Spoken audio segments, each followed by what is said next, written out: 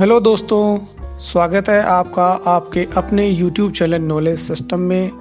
और आज का जो वीडियो बेस्ड है आपका RSCIT का क्वेश्चन पेपर 2 सितंबर 2018 का। तो इस वीडियो को अगर आप ध्यान से देखेंगे तो RSCIT का जो पेपर है वो आप हल कर पाएंगे, क्योंकि मैं आपको जानकारी दे सकता हूँ, कंफर्म है कि RSCIT के जो पेपर हैं वो लगभग रिपीट होते रहते हैं। तो ध्यान से सुनिए, तो कंटिन्यू बने रहिए हमारे साथ। तो पहला क्वेश्चन है कि आप आउटलुक 2010 में डैश का उपयोग करके अपॉइंटमेंट बना सकते हैं, मीटिंग व्यवस्थित कर सकते हैं और अपना समय प्रबंधित कर सकते हैं। तो इसका जो सही आंसर होगा वो होगा द, मतलब कैलेंडर नाम से जो ऑप्शन आता है ये, इसके जरिए आप क्या कर सकते हैं कि आउटलुक में आप अपॉइंटमेंट वगैरह, मीटिंग वगैरह आदि सेट कर सकते हैं। अगले क्वेश्चन की तरफ। अगला क्वेश्चन है, विंडोज 10 में बैकग्राउंड में चल रहे वर्तमान प्रोग्राम के आइकन कौन रखता है? तो इसका आंसर होगा सिस्टम ट्रे। तो जो सिस्टम ट्रे जो होती है विंडो 10 में, उसके अंदर जो भी प्रोग्राम आपके चल रहे होते हैं वो आपके वहाँ पे नजर आते हैं। जैसे कि जो टास्क बार होती है, जैसे विंडो 7 की अगर हम बात करें तो जो टास्क बार में जो काम होता है यहाँ की, क्योंकि टास्क बार में जो भी काम चल रहे होते हैं वो आपके वहाँ पर नजर आते हैं टास्क बार में। इसी तरह से विंडोज 10 में क्या होगा, बैकग्राउंड में जो चल रहे होते हैं आइकन वो आपके सिस्टम ट्रे पर नजर आते हैं। क्वेश्चन नंबर 3 की मॉनिटर के रेजोल्यूशन से आप क्या समझते हैं?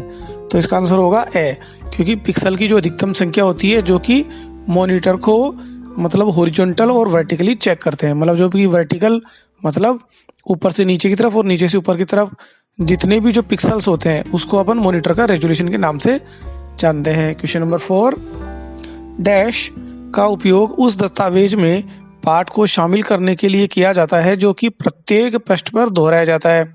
तो दोस्तों ये क्वेश्चन कई बार रिपीट हुआ है, आप समझ सकते हैं कि जो कि प्रत्येक पेज पर रिपीट होता हो। तो दोस्तों आपको पता होना चाहिए, हेडर और जो फुटर होता है वो आपका हर पेज पर रिपीट होता है, क्योंकि हेडर फुटर में जो भी जानकारी आप देते हैं, जैसे कि पेज नंबर देते हो या राइटर का नाम देते हो या जो भी डिटेल आप देना चाहते हो, पेज नंबर या कोई बुक एनीथिंग जो भी, तो वो डिटेल जो है आपकी हर पेज पर नजर आ सकती है। क्वेश्चन नंबर 5, MS वर्ड 2010 में कंट्रोल X और कंट्रोल C का उपयोग दबाने से क्या अंतर है? तो दोस्तों ध्यान से देखिए, यहाँ पे है कंट्रोल X जो कि कट के लिए होता है और कंट्रोल प्लस C जो कि कॉपी के लिए होता है। तो आप समझ गए होंगे देखते ही, क्योंकि यहाँ पे आंसर होगा इसका ब, क्योंकि कट करने के लिए कंट्रोल X और कॉपी करने के लिए कंट्रोल प्लस C का उपयोग किया जाता है।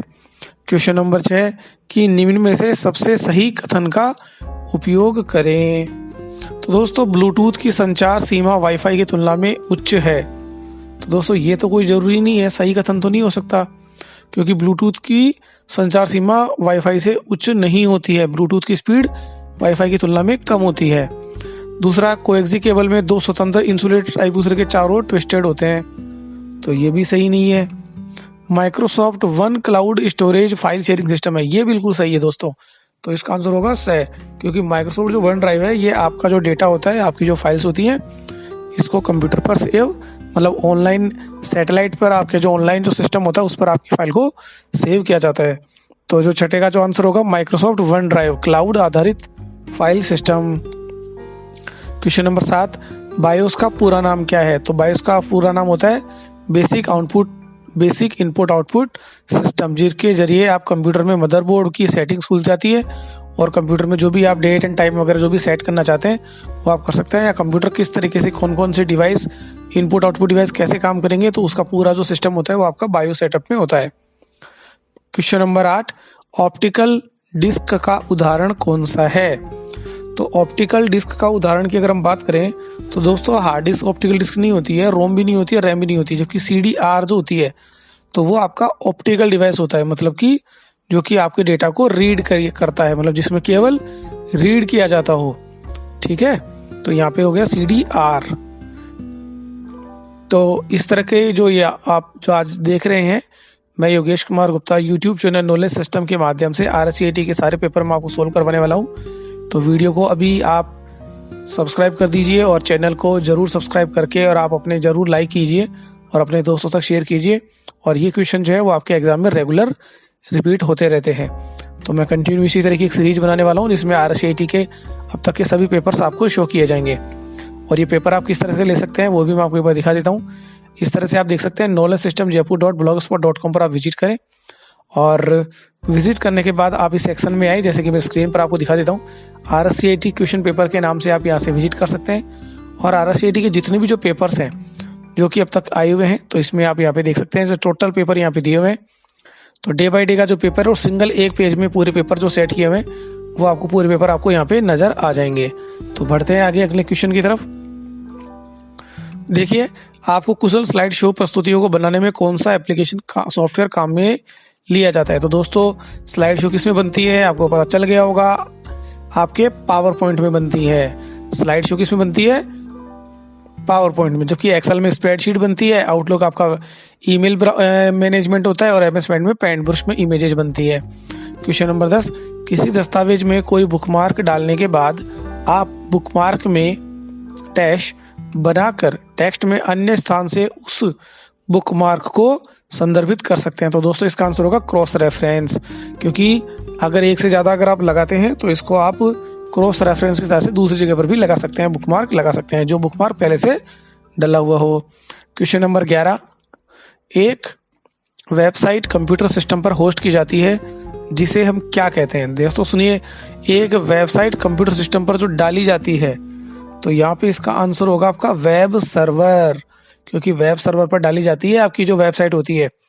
ठीक है, ध्यान से समझ लेना, ये बहुत इंपॉर्टेंट क्वेश्चन है। वेब सर्वर पर ही वेबसाइट को अपलोड किया जाता है। क्वेश्चन नंबर 12, कि निम्न में से कौन सा फंक्शन MS Excel 2010 में टेक्स्ट स्ट्रिंग की लंबाई देता है। तो देखिए दोस्तों, लंबाई के लिए मतलब होता है लेंथ का, और इसका सही आंसर होगा लेंथ।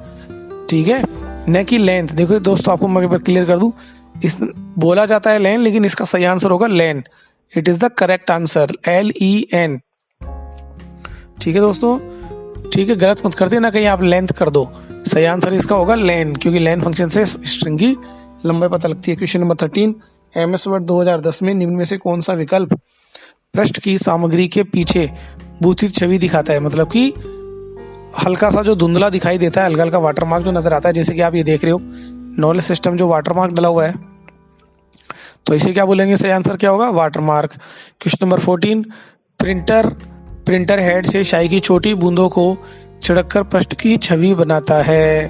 तो यहाँ पे दोस्तों इसका सही आंसर होगा, वो होगा कौन सा, इंकजेट प्रिंटर, जो कि छोटी बूंदों से बनाता है। क्योंकि डॉट मैट्रिक्स, डेजी व्हील और चैन प्रिंटर तो आपके इम्पैक्ट कैटेगरी में आते हैं, जो कि आपका किससे बनती है, जो कि उसमें तो रिबन लगता है। जबकि अपन तो यहाँ पे प्रिंटर हेड की बात कर रहे हैं, तो हेड किस में आता है आपका, हेड आता है आपका नॉन इम्पैक्ट प्रिंटर में, जो कि लेजर प्रिंटर में और आपके इंकजेट प्रिंटर में लगी होती है, जो कि कार्ट्रिज और टोनर लगी हुई होती है।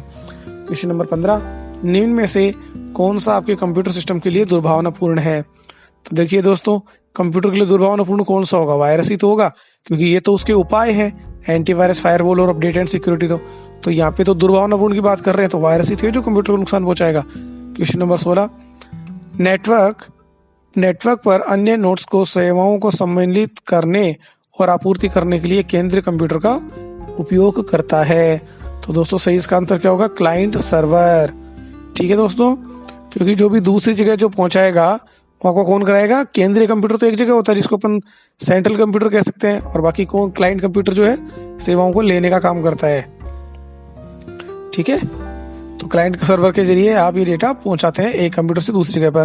क्वेश्चन नंबर 17, MS Excel 2010 में किस चार्ट में डेटा पॉइंट लाइनों से जुड़े होते हैं, जिसमें यह देखना होता है, आसान हो जाता है कि समय के साथ मूल्य बढ़ रहा है या घट रहा है। तो इसका जो सही आंसर होगा आपका बे, लाइन चार्ट, क्योंकि लाइन चार्ट जो होता है वो आपको ऊपर नीचे इस तरह से बना होता है। ठीक है, क्वेश्चन नंबर 18, आप MS वर्ड 2010 में पोर्ट्रेट और लैंडस्केप लेआउट के बीच को इसे प्रयोग कर स्विच कर सकते हैं। तो दोस्तों MS वर्ड और पोर्ट्रेट और लैंडस्केप का मतलब क्या है, पोर्ट्रेट का मतलब एक तरह से खड़ा पेपर और लैंडस्केप का मतलब होता है क्षितिज पेपर। तो यहाँ पे क्वेश्चन पूछा गया है कि पेज को कैसे ओरिएंटेशन बदला जाए। तो दोस्तों आप देखिए कि ओरिएंटेशन बदलने के लिए सीधा सा है, ओरिएंटेशन शॉर्टकट काम में लेनी है। तो यहाँ पे सही आंसर क्या होगा, ओरिएंटेशन बोलते हैं उसको। ठीक है, पोर्ट्रेट और लैंडस्केप देखते समझ में आ जाना चाहिए आपको ओरिएंटेशन। तो अगर आप जयपुर के कहीं भी आसपास में रहते हैं और अगर आप RSCIT में प्रवेश करना चाहते हैं, या आपका कोई भी दोस्त या आपका कोई रिलेटिव अगर RSCET में प्रवेश लेना चाहते हो, घर बैठे RSCET में आप एडमिशन ले सकते हैं। तो इसके लिए जो हमारे सेंटर यहाँ पे आप देख सकते हैं नॉलेज सिस्टम के नाम से, और आप मुझे व्हाट्सअप कर सकते हैं 7976271752 पर आप कांटेक्ट करेंगे तो आपका घर बैठे RSCE में एडमिशन कर दिया जाएगा।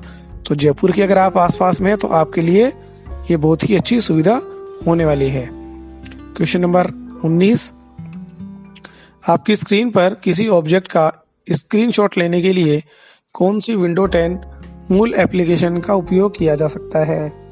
तो दोस्तों यहाँ पे आपका आंसर का अनुमान लगा सकते हैं। इसका सही आंसर होगा स्नैपिंग टूल, जो कि स्क्रीन का क्या लेती है, स्क्रीनशॉट। तो स्क्रीनशॉट के लिए क्या आंसर होगा, snapping tool.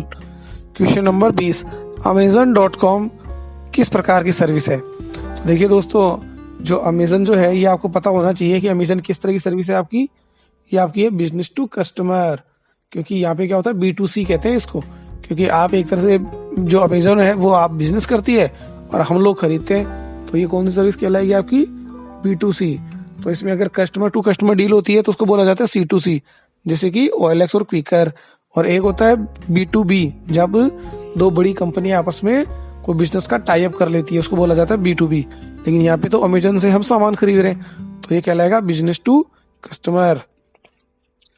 Question number 21, MS word PowerPoint 2010 में निम्न में कौन सा एनिमेशन प्रभाव ऑब्जेक्ट के आकार को बढ़ा या घटाकर, रंग बदलकर या उसके केंद्र पर घुमाकर किसी ऑब्जेक्ट पर ध्यान आकर्षित करता है? तो इसका सही आंसर होगा आपका एम्फेसिस प्रभाव। एम्फेसिस प्रभाव से तो आप ये डिजाइन चेंज वगैरह कर पाएंगे कि कलर किस तरह का लगेगा, उसमें मूवमेंट किस प्रकार का होगा। क्वेश्चन नंबर 22, आप प्रस्तुति को कैसे बंद कर सकते हैं, निम्न में से उपयुक्त विकल्प का उपयोग करें। देखो, कोई भी अगर वर्किंग चल रही है तो प्रस्तुति को बंद कैसे करेंगे, फाइल पर क्लिक करें फिर। तो इसका आंसर अपन डायरेक्ट देख लेते हैं। देखो, ये ऑप्शन भी लगभग सही लग रहा है। आप देखिए, फाइल पर क्लिक करके क्लोज बटन पर भी क्लिक कर सकते हैं, या दाएं भाग पर क्लोज बटन पर भी क्लिक कर सकते हैं, ये भी सही है। और Ctrl+W का उपयोग भी कर सकते हैं। दोस्तों, इसका मतलब तो ये हुआ कि सारे ही विकल्प सही हैं। तो इसका जो आंसर क्या होगा आपका द, क्योंकि किसी भी जो वर्किंग जो आपकी हो रही है, जो प्रस्तुति हो रही है, उसमें आप तीनों ऑप्शन यूज में ले सकते हैं। तो बढ़ते हैं क्वेश्चन अगले 23वें नंबर पे। इलेक्ट्रॉनिक्स, सॉफ्टवेयर, सेंसर और नेटवर्क कनेक्टिविटी के साथ एम्बेडेड भौतिक वस्तुओं का नेटवर्क है जो क्लाउड पर ऑब्जेक्ट को डेटा एकत्र करने और विनिमय करने में सक्षम बनाता है। दोस्तों, आप एक चीज समझ गए होंगे कि यहाँ पे जिसमें सेंसर की बात आ गई हो और नेटवर्क कनेक्टिविटी की बात आ गई हो, तो वहां पे आपको अनुमान लगाना पड़ेगा हम बात कर रहे हैं IoT के बारे में। IoT का मतलब होता है इंटरनेट ऑन थिंग्स। तो इंटरनेट ऑन थिंग्स का मतलब क्या होता है कि जो भी वस्तुएं, जो उपकरण होते हैं, उसमें भी इंटरनेट के जरिए जो वर्किंग होती है। तो आजकल तो ऐसे IoT वाले कई डिवाइसेज आ चुके हैं, जैसे कि देख सकते हैं आप, जैसे कि एक तरह से AC हो गया, आपका LCD TV हो गया, या इस तरह की जो मशीनें आती है जो कि एक तरह से एम्बेडेड आधार पर होती है। ATM भी है इसी कैटेगरी में आता है, जहाँ पे सेंसर वगैरह से वर्क कर सकते हैं। आपकी जो फिंगरप्रिंट मशीन जो होती है वो सब IoT की कैटेगरी में आती है। क्वेश्चन नंबर 24, एक माइक्रोसॉफ्ट ऑफिस संचालित व्यक्तिगत सहायक जिसे विंडो 10 OS के साथ लॉन्च किया गया है। देखिए, यहाँ पे व्यक्तिगत सहायक की बात हो रही है, मतलब कि कोई एक व्यक्ति बैठा होगा जो आपकी किसी तरह से हेल्प करेगा। तो दोस्तों, आपने सुन रखा होगा कोर्टाना, जो आपकी अपनी आवाज में आपको जो भी अगर क्वेश्चन आप पूछते हो या जो भी प्रश्न आप पूछते हो उसका जवाब आपको दिया जाता है। तो कार्टाना क्या है, एक व्यक्तिगत सहायक है। क्वेश्चन नंबर 25, कि आप Gmail में ईमेल संदेश कैसे लिख सकते हैं? तो दोस्तों, आपको पता होना चाहिए कि ईमेल लिखने के लिए हमको किस पे क्लिक करना होता है, कंपोज बटन पर। जब आप कंपोज बटन पर क्लिक करते हैं तो आप अपना कोई भी ईमेल वगैरह लिख सकते हैं। क्वेश्चन नंबर 26, माइक्रोसॉफ्ट वर्ड 2010 में एक सॉफ्टवेयर में किए गए परिवर्तनों का ट्रैक रखने के लिए क्या तरीका है? देखो दोस्तों, जो भी आप परिवर्तन करते हैं तो उसमें आपने क्या क्या चेंजेस किए हैं, मतलब क्या क्या वर्किंग आपने सेव करने के बाद कर दी है। क्योंकि मान लो कि अगर कोई दूसरा उसमें चेंजेस कराएगा तो उस ऑप्शन को कैसे देखेगा, ट्रैक चेंजेस के माध्यम से। तो ट्रैक चेंजेस जो ऑप्शन है ये आप क्या करता है, जो भी परिवर्तन आप करते हो वो सारी की चीजें जी एक तरह से हिस्ट्री उसकी मेंटेन होती है और आप देख पाएंगे कि उसने पहली वाली फाइल की तुलना में दूसरी फाइल में क्या क्या चेंजेस किया है। क्वेश्चन नंबर 27, आप एक नया डेटाबेस बना सकते हैं। तो दोस्तों, यहाँ पर बात हो रही है डेटाबेस की। तो डेटाबेस किस में बनेगा, MS एक्सेस में ही तो बनेगा, क्योंकि पावर पॉइंट में तो प्रेजेंटेशन बनती है, एक्सेल में स्प्रेडशीट बनती है, और आउटलुक आपका एक ईमेल मैनेजमेंट सॉफ्टवेयर होता है। तो यहाँ पे जब हम डेटाबेस की बात कर रहे हैं तो सही आंसर क्या होगा, MS Access 2010। Question number 28, MS Access 2010 में फिल्टरिंग रिकॉर्ड का उपयोग क्या है। दोस्तों फिल्टर का मतलब होता है कि जो रिकॉर्ड आप देखना चाहते हैं वो रिकॉर्ड आप देख सकते हैं, मतलब कुछ कंडीशंस के आधार पर आप डेटा को समराइज कर सकते हैं, या जो कंडीशन पे आप डेटा को देखना चाहते हैं। तो इसका सही आंसर क्या होगा इसमें, ए। समझ गए होंगे, क्योंकि फिल्टर का मतलब ही ये होता है कि आप उसकी छटनी कर दो। जैसे कि कंपनी में 100 एम्प्लॉय हैं, और अगर आप चाहते हो कि उसमें से केवल जो मार्केटिंग डिपार्टमेंट के हैं केवल वो ही शो हो, तो ये सब किसके जरिए हो सकता है, फिल्टरिंग के जरिए। क्वेश्चन नंबर 29, निम्न में से कौन सा पॉइंटिंग डिवाइस के सही उदाहरण है। तो पॉइंटिंग डिवाइस का मतलब जहाँ पे पॉइंटिंग करो, जहाँ पे कर्सर हो। तो यहाँ पे आप समझ सकेंगे कि इसका सही आंसर होगा ट्रैक बॉल, टच पैड या फिर माउस, क्योंकि मदरबोर्ड, मॉनिटर, प्रिंटर वगैरह इस तरह का तो कोई ऑप्शन काम ही नहीं करते हैं, आपने भी देख रखा होगा। तो अगर आप RSCIT के आसपास में कहीं पर भी एडमिशन लेना चाहते हैं जयपुर में बैठे हुए, तो आप मुझे नंबर पे कांटेक्ट कर सकते हैं 7976271752 पर। तो दोस्तों ये वीडियो किस तरह का लग रहा है आप जरूर उसका कमेंट करके बताएं, और आपको इनमें से कितने क्वेश्चन आपको पहले से आते थे, और आपको क्या लगता है कितने क्वेश्चन आपके बार बार रिपीट हो रहे हैं। तो इसके लिए आप पुराने वीडियो सारे देखें, क्योंकि मैं एक सीरीज तैयार कर रहा हूँ जिसमें 2013 से लेकर अब तक के जितने भी जो RSCIT के पेपर हैं उन सभी पेपर्स का आपको सॉल्यूशन मिलने वाला है एग्जाम में देने से पहले। कि अगर आप पुराने पेपर को सोल्व करके जाते हो तो आपको बहुत ही ज्यादा उपयोगी होने वाला है। तो अपने दोस्तों तक शेयर करना ना भूलें। अगला क्वेश्चन है कि प्रत्येक नोड एक केबल से इंटरफेस कनेक्टर की मदद से जुड़ा होता है। तो यहाँ पे केवल एक केबल की बात हो रही है दोस्तों। तो स्टूडेंट्स आप समझे कि केवल जहाँ पे एक केबल की बात हो रही है तो वो कौन सी कहलाएगी, बस टोपोलॉजी। बस टोपोलॉजी होती है बिल्कुल जैसे अपने घर में पानी की पाइपलाइन जो डली हुई होती है गवर्नमेंट की, लगभग उसी तरह की। क्योंकि रिंग टोपोलॉजी में तो क्या एक से काफी लोग जुड़े हुए होते हैं, स्टार और मैश टोपोलॉजी में जुड़े हुए होते हैं। हाँ, अगर इनमें से अगर ये क्वेश्चन पूछा जाए, ध्यान रखें कि सबसे बेस्ट टोपोलॉजी कौन सी है, तो कौन सी होगी, स्टार टोपोलॉजी। ठीक है। क्वेश्चन नंबर 31, स्तुति में मतलब प्रेजेंटेशन की बात कर रहे हैं, स्लाइड शो को रोकने के लिए कौन सी काम मिलेंगे। तो दोस्तों यहाँ पे जब रोकने की बात आती है तो इसके लिए बटन दबाया जाता है एस्केप का। तो एस्केप बटन दबाकर आप किसी भी स्लाइड शो की प्रेजेंटेशन को रोक सकते हैं। क्वेश्चन नंबर 32, और यहाँ पे है कि YouTube क्या है। दोस्तों आप YouTube पर ही तो देख रहे हो जो आप मुझे देख पा रहे हो, तो YouTube तो आप देखते पहचान जाओगे। इसका जो सही आंसर होगा ए, क्योंकि यह एक वीडियो साझाकरण और वीडियो खोज वेबसाइट है जो उपयोगकर्ताओं को वीडियो अपलोड करने, देखने और साझा करने की अनुमति देती है। तो समझ गए होंगे YouTube क्या है, क्योंकि बाकी के ऑप्शन भी आप ध्यान से देख सकते हैं। क्योंकि YouTube कोई ईमेल तो है नहीं, ना कोई ऐसी एप्लीकेशन है जिसमें वॉइस कॉल होती है, और ना ही ई-कॉमर्स है। तो सही आंसर क्या होगा इसका, ए। क्वेश्चन नंबर 33, स्क्रीन कास्ट का उपयोग क्या है। दोस्तों स्क्रीन कास्ट की बात कर रहे हैं, मतलब एक स्क्रीन को दूसरी स्क्रीन पर भेज देना। तो यहाँ पर जो रिमोट लॉगिन होता है या मॉनिटर पर जो स्क्रीन आपको दिखती है उसके जरिए आपका कंप्यूटर जो है वो दूसरे व्यक्ति के पास चला जाएगा, जबकि फिजिकल रूप से तो कंप्यूटर आपके पास रहेगा, लेकिन लॉजिकल रूप से कंप्यूटर को आप अपने दोस्तों तक भेज सकते हैं जो कि उसमें आपका काम करके दे सकता है। तो इसका सही आंसर क्या होगा, रिमोट स्क्रीन या मॉनिटर पर ऑडियो को वायरलेस रूप से दर्शाने के लिए। क्वेश्चन नंबर 33, आमतौर पर किस प्रकार का सॉफ्टवेयर कंप्यूटर का समर्थन अपने आंतरिक संसाधनों का प्रबंधन करने के लिए करता है। तो इसका क्या होगा, सिस्टम सॉफ्टवेयर। जो कि सिस्टम सॉफ्टवेयर क्या करता है, कंप्यूटर के जितने भी जो इनपुट आउटपुट डिवाइस होते हैं उनको कनेक्ट करने का काम करता है आपका सिस्टम सॉफ्टवेयर। तो ध्यान से समझे इसको। तो ये क्या करता है, आपके कंप्यूटर का आंतरिक संसाधनों का प्रबंधन करता है, जो कि इनपुट आउटपुट डिवाइसेज है उनको सिस्टम सॉफ्टवेयर करता है। और संसाधनों का मतलब यहाँ पर क्या है कि देखो कुछ ऐसी एप्लीकेशंस होती हैं जो विंडोज या ऑपरेटिंग सिस्टम वगैरह का जो मैनेजमेंट करती है, तो सिस्टम सॉफ्टवेयर उसी तरह की जो चीजें होती है उनका मैनेजमेंट करने का काम करता है। लास्ट क्वेश्चन है 35, आईपी एड्रेस किस तरह से होता है। दोस्तों ध्यान रखें, आईपी एड्रेस केवल न्यूमेरिक में ही होता है, क्योंकि बाकी तो वेबसाइट का एड्रेस आप खुद ही याद रख लेंगे यूआरएल तो। लेकिन यहाँ पे देखो आप सकते केवल डिजिट किस में आ रही है, आप क्या आ रही है, ए में, विकल्प नंबर ए। 192.105.232। तो ये आपका एक आईपी एड्रेस है। आईपी एड्रेस मतलब इंटरनेट प्रोटोकॉल एड्रेस। तो दोस्तों आज का वीडियो कैसा लगा उसके बारे में कमेंट जरूर करें।